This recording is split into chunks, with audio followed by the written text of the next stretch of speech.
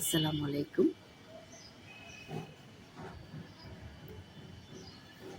নতুন একটা গাছ লাগালাম।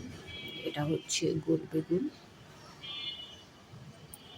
আমার এই টবে অনেক মাটি ছিল, তারপর আমি মাটিগুলো সব তুলে ফেলে হালকা রোদ্রে দিয়েছিলাম এবং রোদ্রে দেওয়ার পরে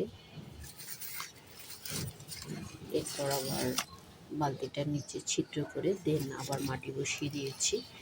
আর গাছে পর্যাপ্ত পরিমাণ মাটি ছিল, তাই অনেকগুলো মাটি আমার রয়ে গিয়েছে।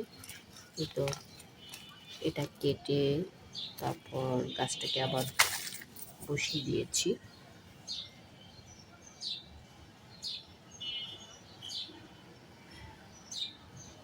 দেখি কেমন হয়।